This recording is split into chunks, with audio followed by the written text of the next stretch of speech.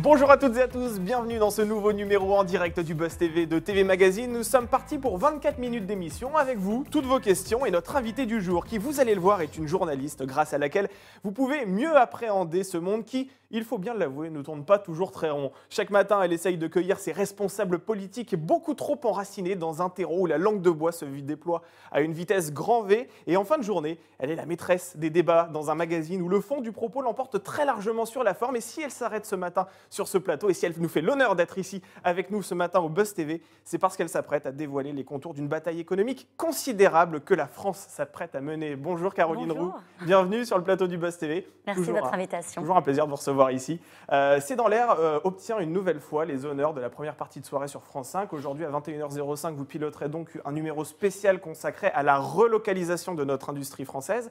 Mais avant de parler de cette enquête, je voulais vous dire que votre présence sur ce plateau est assez, j'ai envie de dire, lourde de sens. Parce que la dernière fois que vous êtes venu ici au Buzz TV, c'était pour nous parler de ce virus dont personne ne parlait en France, ce virus chinois. À l'époque, on en parlait très peu. Alors c'était aussi pour parler de cette économie chinoise qui était mise à mal par cette maladie qui était le coronavirus. Aujourd'hui, en France, on est à près de 32 000 morts. Est-ce que, avec le recul en février, on pouvait s'attendre à un tel désastre ? Franchement, oui. Ouais, Franchement, oui. Et je pense que certains l'avaient vu venir. Et effectivement, c'est gentil de le rappeler, on avait fait une émission sur l'impérialisme chinois, etc., sur le modèle chinois. Et dans la deuxième partie de cette soirée exceptionnelle sur C'est dans l'air, on a un direct, comme ce sera le cas ce soir. Et dans le direct, on s'est dit, en fait, le vrai sujet, ça va être l'épidémie qui arrive de Chine. Et on avait fait 1 heure en direct sur ce sujet-là. Donc, avec le recul, c'est vrai que quand on se refait le film à l'envers, on se dit qu'il y a quand même 2-3 moments où on aurait pu prendre la mesure de ce qui nous attendait. Oui, parce qu'en février, on a aujourd'hui l'impression que c'était une autre époque. C'était l'époque où on pouvait s'embrasser, l'époque où on marchait dans la rue sans les masques. Est-ce que vous êtes déjà nostalgique de ce mois de février qui n'est pas si loin finalement, mais qui est extrêmement loin on l'est tous, bien sûr qu'on est nostalgique de la vie d'avant. Alors on essaie même d'imaginer aussi la vie d'après en se disant comment ce sera les jours heureux, avait dit le président de la République. Bien sûr, on est nostalgique de ces moments-là, des bars ouverts jusqu'à après 22h, des soirées entre amis où on se serre la main, où on s'embrasse. Mais ça reviendra. Il faut espérer. Il faut continuer à croire en la science et croire qu'on va avoir un vaccin et qu'on pourra vivre ces moments-là de Même nouveau. si le médecin avec lequel vous vous êtes entretenu ce matin dans les 4 vérités sur France 2 n'était pas très optimiste. Non, pas du tout optimiste. Et c'est important parce que là, on est dans un moment où on a découvert qu'il y avait un débat de scientifiques. Moi, au tout début, en février, par exemple, je pensais qu'il y avait une vérité scientifique. Et quand les médecins disaient quelque chose sur les plateaux de télé, c'était une vérité avec laquelle qu'il fallait appréhender. Et on s'est rendu compte à la faveur de cette crise que non, il y a un débat scientifique. Et aujourd'hui, les scientifiques sont partie prenante de ce débat. Il y a ceux qui sont alarmistes, soi-disant, il y a ceux qui sont réalistes, il y a ceux qui considèrent qu'il faudrait continuer à vivre avec le virus. Et ça, c'est une vraie prise de conscience, c'est très compliqué. Mon invité ce matin était plutôt pessimiste et considérait qu'on aurait du mal à éviter des restrictions de nouveau. Et le coronavirus, on va en reparler dans quelques instants parce que c'est aussi le point de départ de l'enquête que vous venez nous présenter aujourd'hui sur la relocalisation en France. En attendant, je rappelle que nous sommes en direct sur la page Facebook du Figaro, sur la page Facebook de TV Magazine. Vous pouvez poser toutes vos questions à Caroline Roux. Est-ce que vous faites partie de ces gens qui goûtent des 4 vérités chaque matin au petit déjeuner? Est-ce que vous êtes des fidèles téléspectateurs de C'est dans l'air? Dans quel exercice aimeriez-vous découvrir Caroline Roux? Dans une émission de divertissement peut-être? Envoyez vos suggestions. On y revient dans quelques instants après les news médias de Nathalie Chuc. Bonjour Nathalie. Bonjour Damien. Alors vous êtes journaliste à TV Magazine, on ne vous connaît pas encore ici au Buzz TV. Voilà, vous faites vos premiers pas et on vous souhaite la bienvenue. On espère que vous reviendrez, que ça vous plaira ceci dit. Alors vous n'allez pas couper à la tradition, on commence toujours ici par les audiences de la soirée et vous allez nous dévoiler quelles sont les 3 premières places.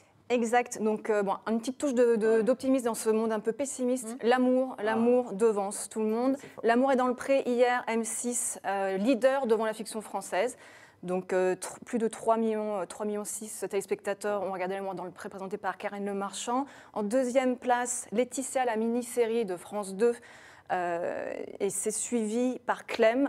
Malheureusement, c'est encore la dégringolade. 2,9 millions téléspectateurs. Et au pied de podium, donc Secret d'histoire, la duchesse de Berry, racontée par Stéphane Bern, a séduit 1,9 million téléspectateurs. Alors Karine Le Marchand, Caroline, elle ne présente pas uniquement L'amour est dans le pré. Elle présente également un magazine qui s'appelle Une ambition intime. Et à la rentrée, elle a d'ores et déjà annoncé qu'elle recevra les candidats à l'élection présidentielle, à la prochaine élection présidentielle. Qu'est-ce que vous pensez justement de ces politiques qui vont sur un canapé face à une animatrice qui n'est pas une journaliste politique, mais qui va peut-être emmener ses candidats sur des terrains un peu plus personnels? Elle l'a déjà fait, et c'était très bien. Vous avez trouvé ça bien? Oui, moi je trouve ça bien. C'est-à-dire qu'en fait, il faut arrêter de vouloir mettre tous les gens dans des cases et considérer que ce sont des mondes absolument clos. C'était le monde d'avant, ça. Aujourd'hui, évidemment, les politiques vont sur des émissions de divertissement. Ils essaient de trouver d'autres moyens de faire passer les messages. Vous savez, je crois que le taux d'abstention atteint des records. Donc pour moi, tout ce qui peut permettre à un moment donné aux Français de recoller avec la politique, c'est une bonne option. Alors certains, j'entends me dire, oui, mais ça, est-ce que c'est pas justement un moyen de décrédibiliser la parole politique? Moi, je crois pas. Je pense que Karine Le Marchand, elle fait très bien son boulot. Elle sait jusqu'où ne pas aller.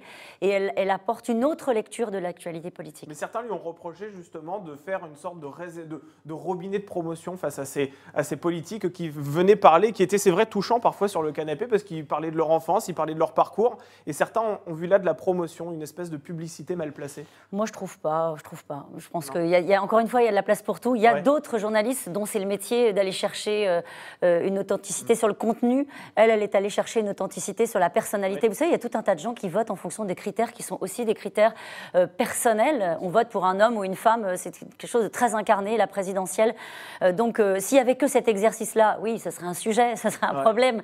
Mais en l'occurrence, dans une bataille présidentielle, les candidats, ils sont passés au scanner toute la journée avec des journalistes d'investigation qui vont se pencher sur leur parcours, sur leur histoire, sur leurs convictions, des journalistes de débat qui vont aller chercher des contradictions. Donc, dans le panel de tout ce qu'on peut avoir pour une présidentielle, je trouve que c'est une œuvre. Et puis surtout, on peut juger, elle l'a déjà fait par le passé, et je trouve qu'elle l'a plutôt bien fait. Alors lorsque ces candidats à la présidentielle goûtent aux médias, et c'est vrai qu'ils y goûtent de plus en plus parce qu'il y a beaucoup de chaînes, il y a beaucoup de médias, eh bien ils ne s'en passent pas parfois, et c'est le cas d'une ancienne candidate à l'élection présidentielle qui rejoint une émission de télévision en tant que chroniqueuse. Oui Damien, si je vous dis en toute franchise... Ça me parle vaguement. Bon, en toute franchise, en fait, c'est le nom de l'émission qui a rejoint Ségolène Royal ce dimanche. L'ex-ministre socialiste est désormais une intervenante régulière du talk que présente Amélie Cauer sur LCI, la chaîne d'info du groupe de TF1. Donc Ségolène Royal est chargée de débattre pendant 1 heure avec un invité dans la deuxième partie de l'émission. Là, pour sa première, elle a échangé avec le philosophe et ancien ministre de l'Éducation nationale Luc Ferry. Ils ont abordé les thèmes de l'islamisme en France à la suite de la nouvelle attaque à l'arme blanche qui a eu lieu près des locaux de Charlie Hebdo. Ils ont aussi parlé des nouvelles mesures forcément du gouvernement face au coronavirus. Dans le journal de dimanche, Ségolène Royal a dit « Oui, je trouve intéressant, au vu des questions qui traversent notre société, de participer à un moment de débat intellectuel de fond. » Alors Caroline, on constate que les politiques se reconvertissent de plus en plus dans les médias. Alors Roselyne Bachelot, qui est aujourd'hui ministre de la Culture, mais qui c'est vrai un temps a fait une incursion dans les médias. Luc Ferry également. Il y en a beaucoup comme ça qu'on peut citer. Justement, est-ce que la télévision, les médias sont devenus une sorte de voie de garage pour les politiques? C'est pas sympa pour Ségolène Royal si vous considérez. Elle est aussi candidate à la présidentielle, je vous le rappelle. C'est vrai. Elle sera peut-être sur le canapé de Karine Le Marchand. Donc, on verra. Non, après, je suis un peu plus embarrassée. Moi, par ce statut. En fait, je ne sais plus qui je regarde. Quand j'ai un invité politique qui vient avec une étiquette, avec une histoire, elle est ancienne candidate à la présidentielle, elle arrive avec une pensée politique, et que les gens la regardent en interview politique, je pense qu'ils savent à peu près, même si elle est très présente. Alors on peut dire oui, mais c'est vrai que les politiques sont devenus des commentateurs, ils sont très présents sur le tableau. Oui, mais elle vient en tant que Ségolène Royal, ancienne candidate à la présidentielle. Et du coup, quand ils sont dans le statut de chroniqueur, je me pose toujours la question de me dire qui est-ce que je regarde en fait. Un militant politique, un journaliste, un éditorialiste. En tout cas, je trouve que la frontière j'ai un peu plus de mal avec cette inversion des rôles. Je sais pas, elle est du coup salariée de la chaîne dans laquelle elle travaille. Bon, après, je continuerai à l'inviter, moi, en tant que Ségolène Royal, ancienne candidate à la présidentielle et peut-être candidate pour la prochaine. Mais c'est intéressant ce que vous dites, parce que si vous, Caroline Roux, qui faites partie de ce métier, vous avez des doutes, imaginons les téléspectateurs qui regardent ces politiques, ces journalistes et qui parfois font la confusion. Et qui, c'est vrai, voilà, on a ce point commun aussi avec les politiques, nous les journalistes, c'est qu'on subit une sorte de désamour. Alors, vous voyez, après, moi, j'aime pas donner des leçons aux autres. En fait, chacun fait ce qu'il veut et voilà, déjà, c'est arriver à avoir chacun une ligne et s'y tenir. Mais c'est pour ça que je voulais vous parler de C'est dans l'air et la façon dont on procède. Nous, par exemple, on a certains politiques qui viennent parfois sur le plateau, mais ils viennent toujours parce d'ailleurs, quand les présentants, on met beaucoup de formes pour expliquer pourquoi ils sont là, ça arrive très rarement. Hein. Mais ils viennent parce qu'ils viennent avec une expertise. C'est-à-dire, on peut prendre une ancienne ministre, on peut prendre un maire, par exemple, je pense à François Pupponi, qui est venu pour parler des quartiers. Il ne vient pas en tant que maire socialiste avec son étiquette, il vient en tant qu'expert d'une certaine manière d'un terrain. Voilà. Mais c'est toujours, c'est des frontières qui sont très poreuses, vous l'avez souligné, et il faut peut-être éviter la confusion. Oui, parce que dans la tête des gens, après, journalistes, politiques, dans le même sac, c'est le risque. Oh, ils le font déjà, hein, il n'y a pas besoin de ça. Hein. C'est vrai, exactement.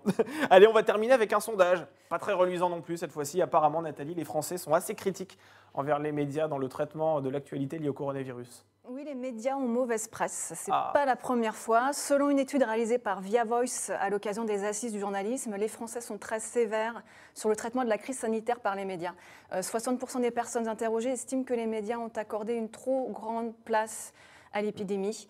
43% des sondés estiment que la presse ou la radio ont trop alimenté la peur sur la pandémie et 32% estiment carrément que cette peur a été exploitée pour faire de l'audience. Seuls 13% pensent néanmoins que les médias les ont au contraire aidés à gérer leurs angoisses relatives au virus. Donc les personnes sondées ont aussi été appelées à choisir 3 qualificatifs sur le traitement global de la crise sanitaire dans les médias. Donc attention, les personnes ont répondu anxiogène, excessif, catastrophiste. Un sondage qui démontre, entre ce qu'on disait, la confusion des genres, dont on parlait juste à l'instant, un sondage qui démontre une nouvelle fois combien les Français se méfient des différentes sources d'information. On en a trop fait avec le coronavirus. Alors ça m'intéresse, ce chiffre. Parce que, surtout celui, j'ai mon masque qui vole là. Au moins vous l'avez. Oh là, je l'ai. Vous le montrez. C'est bien. Non, celui sur l'idée qu'on aurait alimenté la peur. Oui. C'est important parce que, encore une fois, j'aime pas faire la leçon aux autres et chacun a fait ce qu'il veut. Mais pendant cette période de confinement, nous, on avait à cœur, notamment dans les titres, de ne pas surfer sur l'angoisse. Moi, mais même dans la façon de présenter l'émission, j'avais à cœur de choisir des expressions. Je suis beaucoup plus spontanée aujourd'hui que je ne l'étais au moment du confinement et où vraiment on sentait que le pays était en pleine angoisse. Parce que je voulais pas qu'on me reproche ça. Ouais. Et on vous le reprochera pas, c'est ce que j'allais vous dire, parce que quand on regarde les intitulés de vos émissions C'est dans l'air, on se rend compte qu'il y a une variété de sujets qui sont traités et on ne parle pas que du coronavirus. Non, on a ouvert et effectivement, on s'est rendu compte parce qu'on regarde quand même beaucoup ce que disent les téléspectateurs quand ils nous envoient des questions, etc. Et on s'est dit, il faut peut-être donner à voir autre chose. Donc on a assez vite, à un moment donné, recommencé à faire de la diplomatie, de la politique étrangère, recommencé à faire des sujets économiques, etc., de la politique aussi, mais pas que le coronavirus, parce que ça nous était reproché. En tout cas, on sentait que le vent était en train de tourner. En revanche, je veux juste quand même défendre la profession. Elle a été admirable, la profession, pendant cette période-là. Alors, j'entends les critiques et elles sont sans doute justifiées, mais on a fait le job et on expliquait que les médias de masse étaient cuits, que c'était terminé, qu'on a été balayé par les réseaux sociaux.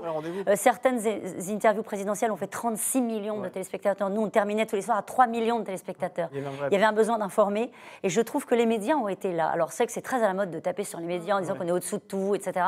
Mais en fait, là, non. Je trouve qu'on a été au niveau. Et même aujourd'hui... Collectivement, pas que nous. Même aujourd'hui, lorsqu'il y a, c'est vrai, d'autres actualités, à savoir des entreprises qui ferment, ce genre de choses, on se rend compte que certaines chaînes d'information en continu, pour ne pas dire la quasi-totalité, sont en boucle sur le coronavirus quand même. C'est-à-dire qu'il y a une sorte de feuilleton, on le sent, qui est organisé autour du coronavirus. Est-ce que ça, c'est vrai que ça n'entretient pas un certain climat anxiogène? Chacun fait ce qu'il veut avec sa ligne éditoriale. Les chaînes d'info font de l'info en boucle et c'est pas facile de remplir une antenne toute la journée. Et s'ils le font, c'est aussi parce qu'ils ont le sentiment, et je pense qu'ils ne sont pas complètement suicidaires. Il y a aussi des gens qui regardent et qui ont quand même une curiosité. Là, typiquement, vous voyez ce qui est en train de se passer. Il y a besoin des chaînes d'info, il y a besoin de ce qu'on est en train de faire sur la colère qui s'exprime dans le pays, sur les restrictions, les restaurateurs, les cafetiers qui ne comprennent pas pourquoi. On a besoin là d'accompagner des décisions comme celle-ci. On pourrait dire, bon, le coronavirus, maintenant c'est fini, on va vivre avec. C'est faux, on n'y arrive pas à vivre avec. La vérité, c'est qu'on ne sait pas faire. Et que quand on dit aux restaurateurs, il faut fermer après 22 heures, ah bon, pourquoi pas après? Pourquoi? Oui, alors les bars sont vraiment des endroits où on se contamine. Alors expliquez-nous, vous voyez ce que je veux dire? C'est-à-dire que je pense qu'encore aujourd'hui, on a besoin d'informations, d'explications, d'accompagnement, de pédagogie, parce que ça ne suffit pas de dire on va vivre avec le virus. La réalité, c'est qu'on n'y arrive pas. C'est ça. L'idée, c'est aussi d'expliquer effectivement ce qui suscite la colère des concitoyens. Et vous allez le faire aussi ce soir, Caroline Roux, avec une émission formidable, une enquête incroyable qui s'appelle Relocaliser, le défi français. On en parle tout de suite dans le Buzz TV.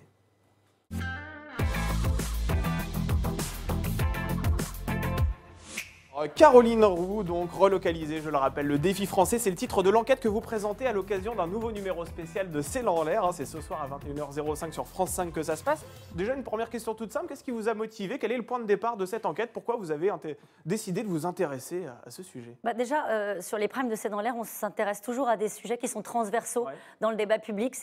C'est le genre de phrases comme ça qui tournent en boucle dans le débat public. Oui, il faudra relocaliser la production. Très bien, ouais, mais comment on fait? Et pendant le confinement, on s'est dit que, je ne sais pas si vous vous souvenez, mais on s'est rendu compte de notre immense fragilité puisqu'on n'avait pas de médicaments, on n'avait pas d'écouvillons, on n'avait pas de masques. Et puis là, on s'est dit, ah bah mince, tout ça est produit à l'étranger et on a une perte de souveraineté. Le président de la République avait pris la parole, est allé au-devant des Français pour dire, dans le monde d'après, eh ben, on va essayer de relocaliser, de regagner notre souveraineté, notre indépendance. Et on s'est dit, ah bon, on peut le faire? C'est pas trop tard. Comment on le fait? Pour quel secteur d'activité? Est-ce que quand on relocalise la production de médicaments, on relocalise pas aussi la pollution? Donc en fait, c'est des sujets très vastes et il nous faut bien 90 minutes puis un direct derrière pour se poser et essayer de comprendre. Mais ça fait des années et des années que l'on parle de réindustrialisation. Alors est-ce que c'est pas un doux fantasme que l'on agite comme ça quand la situation va mal et on sait très bien que finalement, pas grand-chose qui sera fait derrière? Eh bien, il ne faut pas dire ça. Il ne faut pas dire ça, il ne faut pas être si pessimiste. Non, en fait, ce qu'on comprend avec ce documentaire, et j'invite vraiment tous les gens que ça intéresse, ces problématiques-là intéressent, à aller le voir, parce que ce qu'on comprend, c'est qu'on a raté le coche pendant des décennies. On a raté le coche parce qu'on n'avait pas de politique industrielle et qu'on gérait les urgences.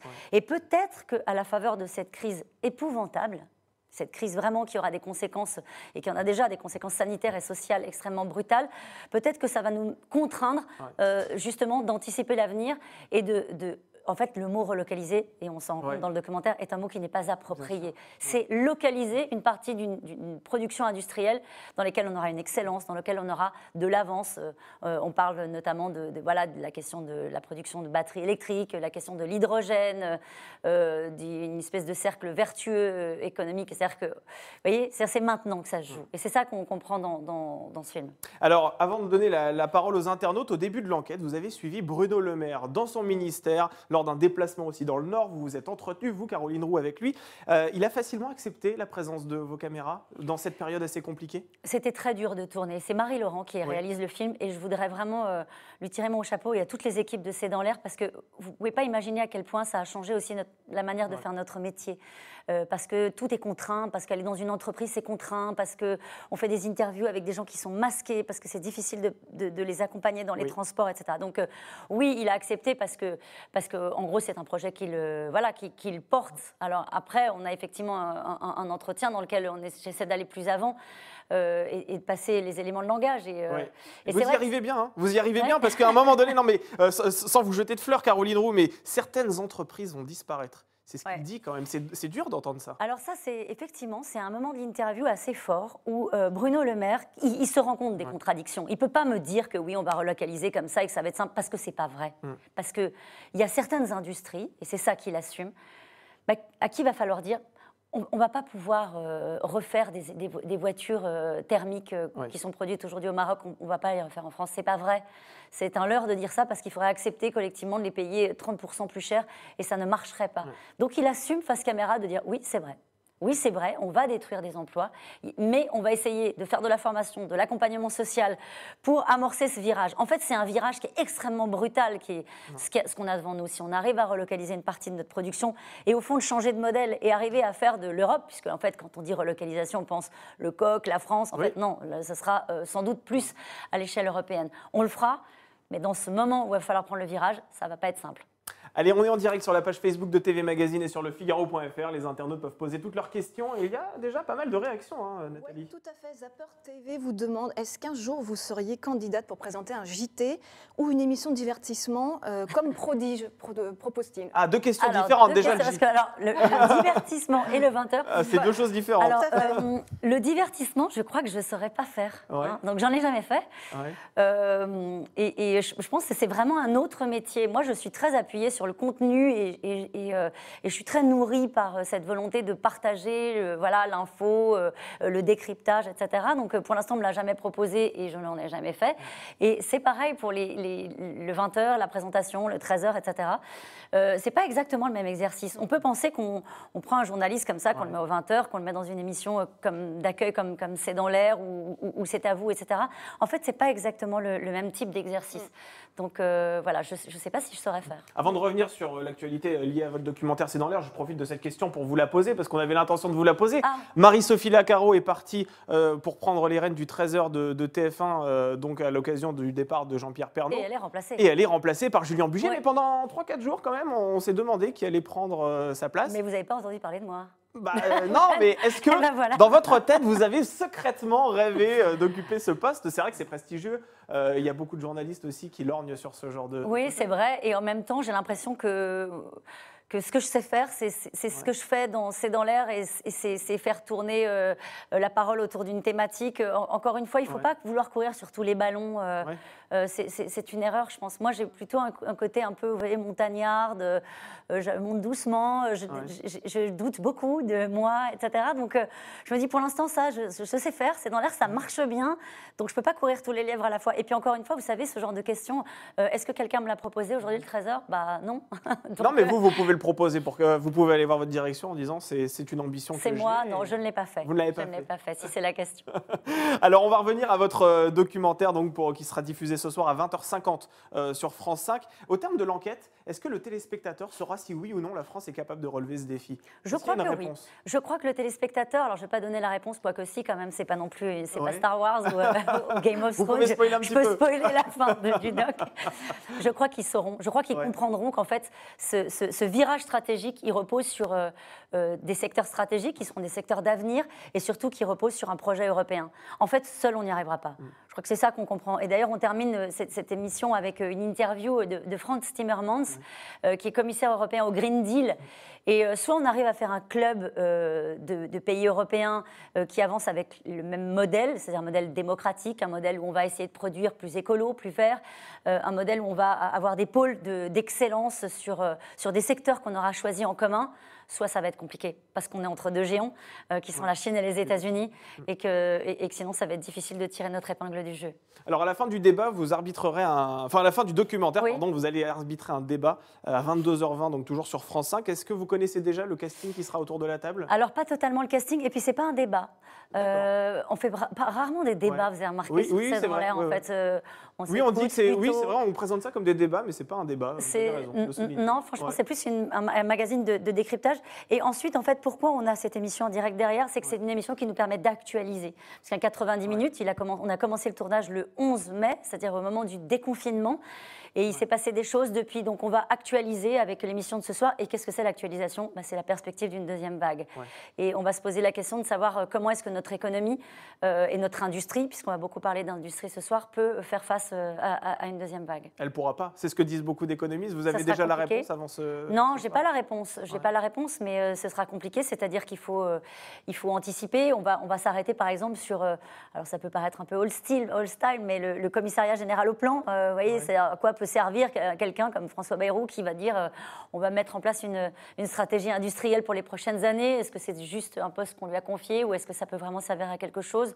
On va aller voir aussi, parce qu'il faut aussi montrer ce qui marche. Alors, ce n'est pas le journal des bonnes nouvelles, mais on parle beaucoup de Bridgestone, on parle beaucoup des industries qui ferment. Et puis, il y a Béthune, oui, vous en parlez. Voilà. Et puis, il y a des exemples de bassins d'emploi qui fonctionnent bien, qui sont interdépendants, mais au niveau très local et qui arrivent à se protéger de la crise économique. Donc, on va voir des choses aussi comme ça. Alors, c'est dans l'air, on vient de parler de la spéciale, mais c'est aussi le magazine que vous présentez chaque jour à 17h45 sur France 5. La saison dernière, vous avez rassemblé en moyenne 1,5 million de fidèles chaque jour, 12,3% de part d'audience. Si on compare ce score à celui de l'année dernière, c'est une augmentation de 3%, ce qui prouve que ça augmente toujours et encore. J'ai l'impression que je me répète dès que vous venez ici sur ce plateau. Est-ce que ces chiffres, finalement, ça traduit un certain appétit des téléspectateurs pour des discussions posées, des discussions où justement on ne recherche pas la petite phrase comme c'est le cas sur d'autres plateaux? Je suis sûre que oui. Je suis sûre que oui. Souvent, on nous oppose avec les chaînes d'infos. Oui, est-ce que... En réalité, on ne fait pas exactement la même chose. Et je pense que cet appétit d'information, collectivement, les Français, ils ont un appétit pour l'information, etc., fait qu'on est vraiment des offres complémentaires. Et si, à un moment donné, ils viennent sur C'est dans l'air, c'est parce qu'ils veulent, encore une fois, se poser, avoir les réponses, avoir des gens qui ne pensent pas forcément la même chose. Hein. Ce n'est pas non plus les bisounours, hein. Il y a des opinions sur C'est dans l'air. Mais les gens s'écoutent et les gens se respectent. Donc du coup, on se fait sa propre opinion. Ce n'est pas du prêt-à-penser. On offre aux gens la possibilité d'avoir un éventail de toutes les problématiques. Et à un moment donné, on leur dit, faites-vous votre opinion parce que là, vous avez tous les éléments. Donc moi, ça me surprend à chaque fois. Hein, quand comme vous, je regarde les audiences, je me dis, ça continue de monter. Et plus, alors c'est une émission et on ne surfe pas sur la peur, on ne surfe pas sur les incertitudes. Mais malgré tout, quand on est dans un monde aussi incertain que celui-ci en ce moment, on a besoin d'essayer de trouver des repères. Et moi, pendant le confinement, c'était plus importante pendant le confinement. Oui, ça a été assez spectaculaire, mais pendant le confinement, il y avait des gens qui m'arrêtaient dans la rue, qui disaient, vous savez, enfin pas dans la rue, parce que je ne voyais pas grand monde dans la rue, pour être très honnête, mais qui m'envoyaient des messages ou qui m'envoyaient des mails, ou après, qui m'ont dit, pendant cette période-là, vous étiez mon repère. Et tout était en train de s'écrouler, on avait arrêté de travailler, on avait les enfants à la maison, c'était compliqué, on découvrait Zoom, etc. Mais on savait qu'à 17h50, il y avait C'est dans l'air. Voilà. Nathalie, on reprend une question ? Oui, alors justement, Sylvain Aubre vous demande à propos de C'est dans l'air, est-ce que vous êtes en contact avec les anciens présentateurs de C'est dans l'air comme Yves Calvi, Bruce Toussaint? Est-ce que vous Alors Bruce Toussaint, c'est mon ami, je l'embrasse. Qui est toujours sur BFM TV. Voilà, qui est toujours sur BFM TV, qui est très heureux. Et donc oui, je suis en contact avec Bruce Toussaint. Yves Calvi, non, je ne l'ai pas revu depuis qu'il a quitté C'est dans l'air. Mais Bruce, oui. Et du coup, sur Twitter, justement, Hélène demandait, et on en parlait juste avant de faire ce direct, est-ce que les chroniqueurs vont, et vous-même, porter un masque prochainement? Alors, merci pour cette question, parce que ce sont des états d'âme, y compris au sein des chaînes elles-mêmes, hein, de savoir comment est-ce qu'on gère le fait de faire de la télé, c'est-à-dire, à un moment donné, de partager aussi ce qu'on est, des émotions, un propos avec des gens, et le fait d'être absolument réglo sur les distanciations sanitaires, etc. Je ne sais pas comment les choses vont tourner. Je ne sais pas comment l'épidémie va évoluer. Je sais que cette question nous est posée. On a des protocoles sanitaires très stricts sur France Télévisions.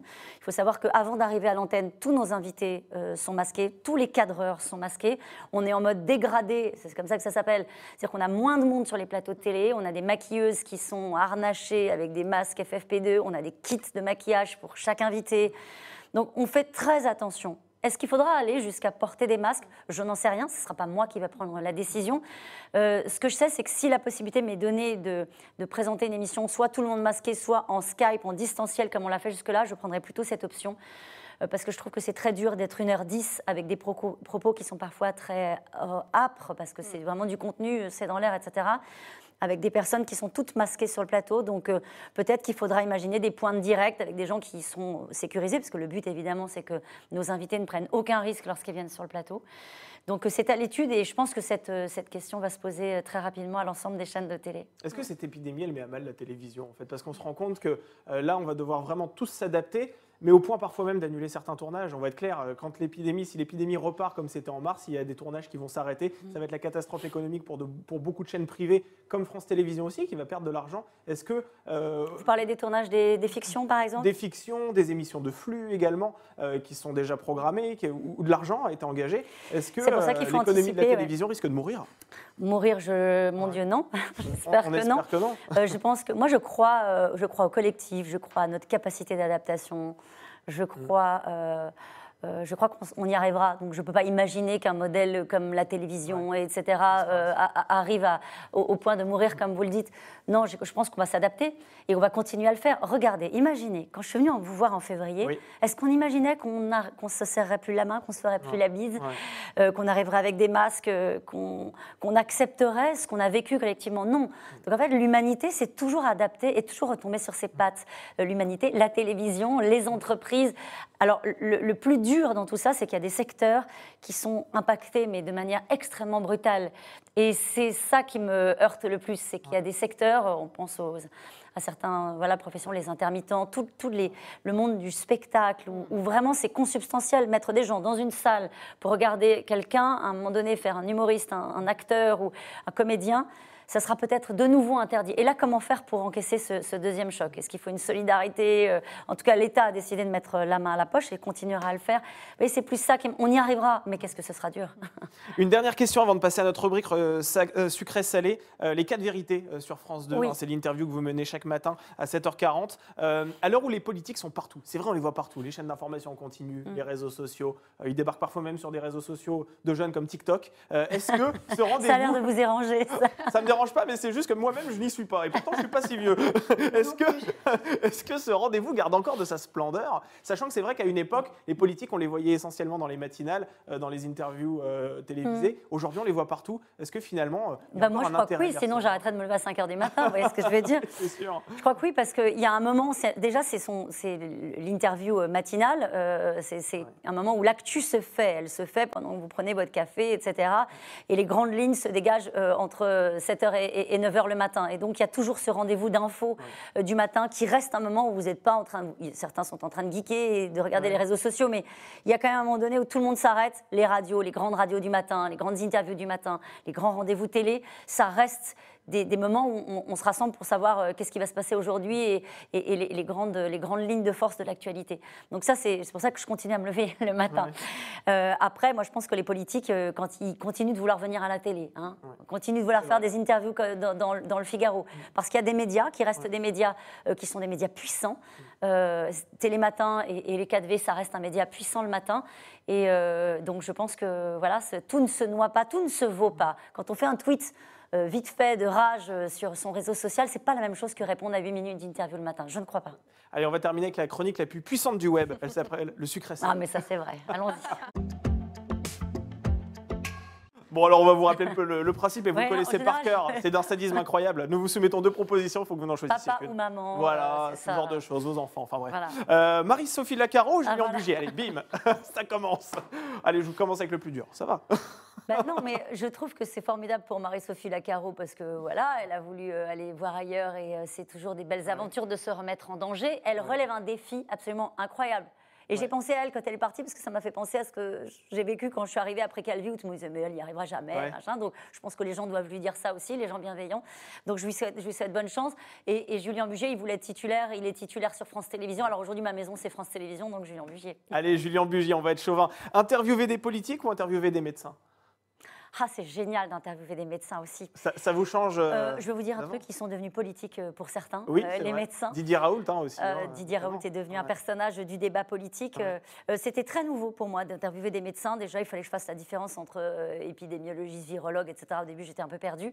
Eux se sont très vite familiarisés avec les médias. Je trouve qu'ils sont tout de suite devenus des personnages médiatiques de manière très rapide, avec une vraie autorité, etc. Donc, pour l'instant, encore des politiques, mais je prends goût à interroger des médecins. Allez, une dernière, mais vraiment, bon, la télé ou la radio? On sait que vous avez une voix qui fait vibrer les gens. Quand vous me posez la question, vous n'y croyez Oui, parce que bon, c'est vrai que vous n'êtes plus à la radio, à moins que je me trompe. Non, la télé, je fais de la télé, bien sûr, la télé encore, et puis un jour, je referai de la radio, sans doute. Sans doute, bon, voilà. Bon, on va rester sur l'actualité de la télé. Merci beaucoup, Caroline Roux. Merci d'avoir accepté notre invitation. Donc, je rappelle le nom de votre enquête qui sera diffusée donc, ce soir à 20h50 sur France 5. Relocaliser le défi français, c'est à l'occasion d'une émission spéciale, C'est dans l'air. Et puis ensuite, on terminera avec une discussion avec vos invités en plateau à 22h40. Très bien. Et on va remettre notre masque, évidemment. Merci Nathalie d'avoir fait l'intermédiaire entre les internautes et ce plateau. Et puis j'espère que vous reviendrez, ça s'est bien passé. Parfait. C'était parfait? Bon, super, on est content alors. Et on se retrouve demain avec une nouvelle invitée. Cette fois-ci, on va passer du monde du journalisme au divertissement. On va manger des petites religieuses et des pâtes à choux parce qu'il s'agit de Julia Vignali qu'on va recevoir demain à l'occasion d'une... avec grand plaisir. Avec grand plaisir, on l'embrassera pour vous. Elle viendra nous parler de cette nouvelle saison du meilleur pâtissier. J'espère que vous serez nombreux pour lui poser vos questions. En attendant, je vous souhaite une excellente journée et je vous dis à demain pour un nouveau Buzz TV.